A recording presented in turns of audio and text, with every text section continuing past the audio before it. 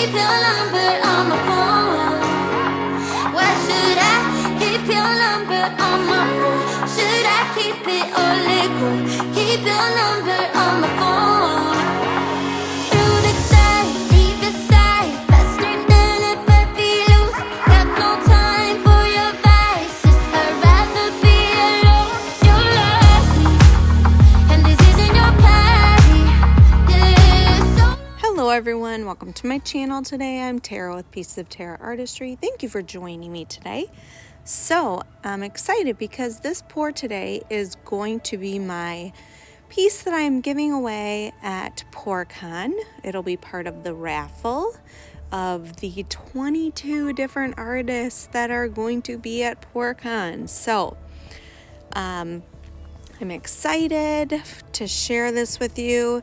It's basically a pearl pour that I just kind of was doing this side to side or corner to corner pearl pour with some negative space, and you'll see at the end that I kind of modify it a bit. But all my colors that I use are listed here. This very first pour or tilt and pour, it didn't work out great, so this gets scraped. Sorry, that is a total spoiler alert, but I wanted to show you what I did because I want you guys to know what I changed. So basically I laid down all the colors and I just tilted side to side. These are all base coat colors that have satin enamel in them. Now, when I poured the pour over colors, which the pour over colors do not have satin enamel, so I have this all in the description box below, and I've talked about it quite a bit on my channel on how I lay these colors down, how the base coat has the satin enamel and the pour over colors do not, and that's what causes I can't talk. That's what causes the pearls to pop up. Anyway, so on this very first one, the way that I laid these colors out, they're kind of linear, and I wasn't a super fan of, once I stretched them out, how they looked. And you can see like the turquoise on either side of that gold. It's just, in the white, it's all just very linear. And so I was not a fan of how this part kind of worked out, but I tilted back and forth, made sure my paint was very thin, and I started to just kind of watch and see how this was going to start purling, and I wanted to kind of thin out that area there because I just wasn't liking how it was kind of squished looking. So, and then this part here, I was like, oh, maybe I could get like not such like lines happening. But as it was setting up, I just was not liking how this was working. So scraped I did. And another reason, I didn't have any of the, that magenta wasn't showing up in the pearls. The lemon sorbet wasn't showing up, which, and the next one, the lemon sorbet doesn't show up either, and that's my fault because I actually tilted it all off.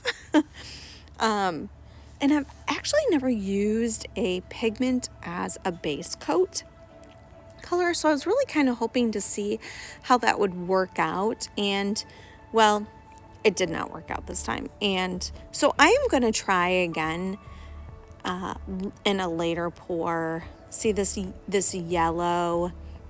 I'm kind of afraid of yellow, you guys. if you know me, you know I'm kind of afraid of yellow. So I didn't put a lot in there.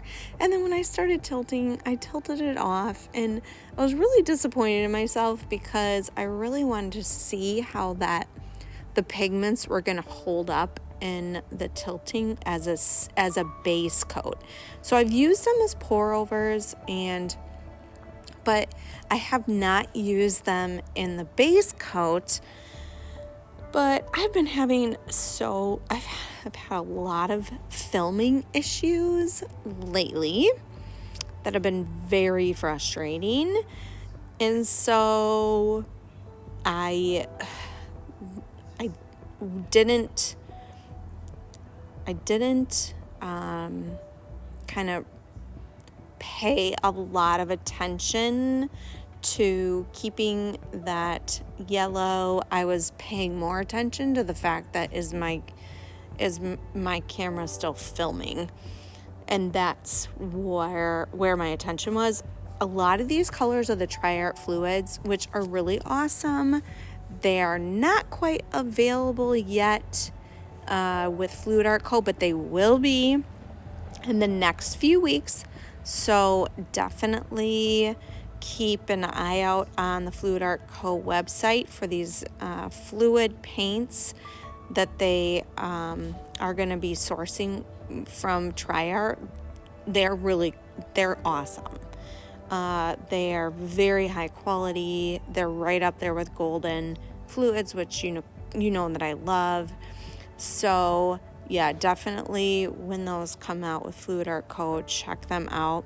So that was the Modern Masters Pale Gold and the Modern Masters Pearl White that I just used as pour over colors. Now these pour over colors do not have satin enamel in them. So that is what causes these pearls to react, or that satin enamel to react with. Someone is lighting off fireworks in my neighborhood. So sorry about that, you guys.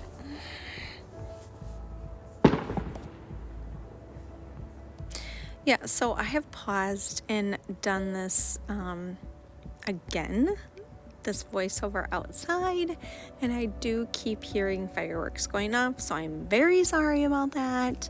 If you hear some more, yeah, I don't know, people are being festive.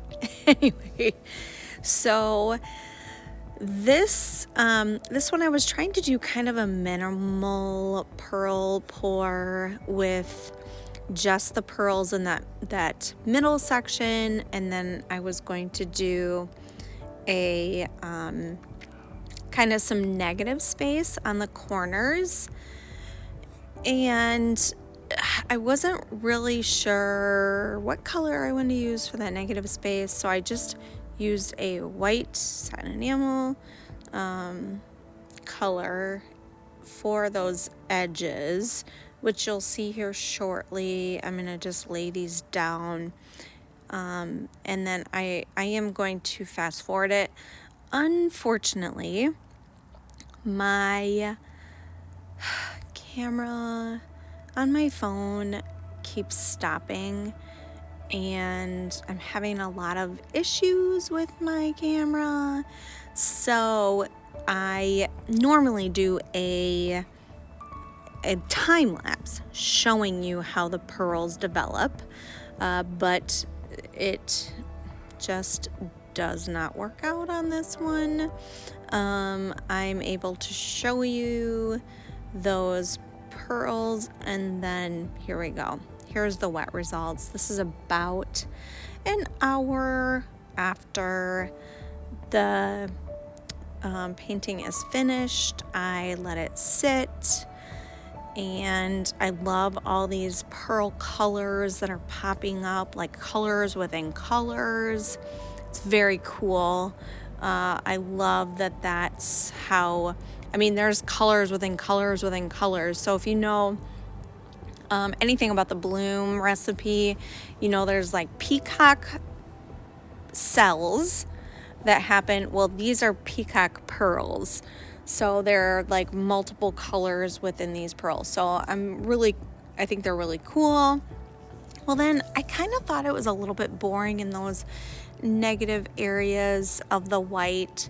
And there, as you'll see, I take my Golden Fluids Prussian Blue, and I just kind of start adding in some negative space with that Prussian Blue.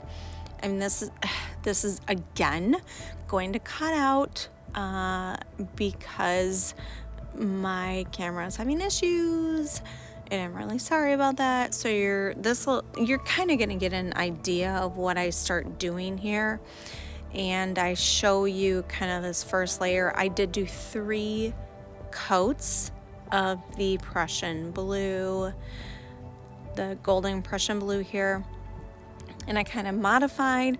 But here, I'm going to show you how I go up into these pearls that I saw kind of got a little bit wonky there, and kind of, I don't know, I wasn't fond of them. So I wasn't too upset about erasing them. So I used my Prussian Blue and just started building in some negative space, kind of showing up, or kind of adding in a little bit of interest and a little bit more abstract features to this with my brushes. I don't use my brushes a lot, but lately there's been a couple of paintings that I have done so. One of my next paintings will be one that I really love. It's a bigger one, but here we go. Again, that popped out. Here is the final result. It is not yet varnished, but you see the pearls, they dried beautifully. There are multicolored pearls, and then I added in that negative space on the top with that Prussian Blue. Just, I don't know, adding a little bit different dimension to it, I guess. Here's some multicolored pearls.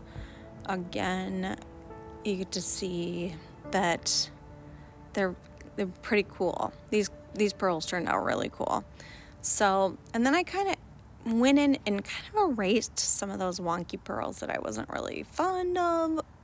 I used my Prussian Blue to do that. And yeah, so this is what I came up with. So, I don't know, I hope you guys like this. I hope whoever wins it likes it. But yeah, this is my pearl pour for the raffle. So thank you guys for watching, and I'll see you on the next one. Bye, y'all.